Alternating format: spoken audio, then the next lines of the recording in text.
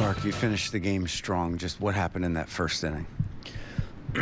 Yeah, I felt like they had a good approach, especially in the first. I think the name of the outing was, first AB walking Quan, and then got ambushed the next, trying to throw a strike and get right back in the counts and just put a good swing on it, hit a homer, and then the rest was history. I think after that we made some really good adjustments, though. Felt like we bounced back well, threw a lot of strikes, getting a lot of swing and miss, so I was happy with that getting into the sixth. What were some of the adjustments you made? I think it was pretty obvious in the first that they were trying to hunt the cutter in, the sweepers in, the curveballs in, and they were putting really good swings on it, so credit to them. And, I faced them a good bit of time, so, really good approach from those guys, especially at the top of the order. And I think, after that, it was like, all right, how can we get the ball away from them, throw a few more fastballs away, and felt like we were getting to good areas after that. There were 8 lefties in the lineup. Is there a reason why you stayed away? Only threw 5 two-seamers. Mm-hmm.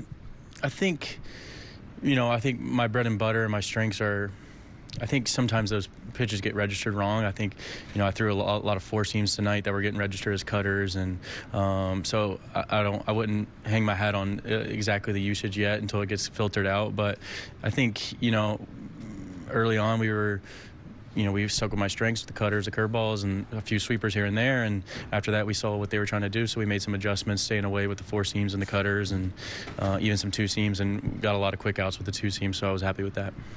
When something like that happens, how do you find out that an adjustment needs to be made? Is it just what you saw, or do you go back and watch video, or what?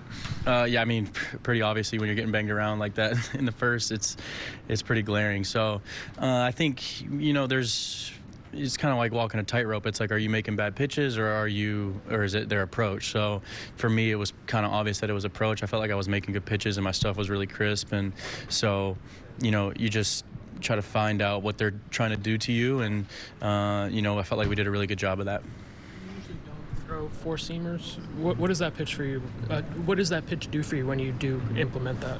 Yeah, I think this has been a pitch that we've been kind of working on and fiddling with, and over the course of this year, and so I'm really happy with where it's been. And it doesn't always get registered as a four seam up there, so I feel like the usage of it is messed up a little bit. But I think for me it just gets guys off the cutter, especially the lefties, and it can be effective as righties as well for some swing and miss at the top of the zone, especially when guys are hunting my breaking ball package. So just another wrench to have in the armor. I think when you can kind of mix up usages and get guys off certain pitches that they're obviously sitting on, I think that's when you find success.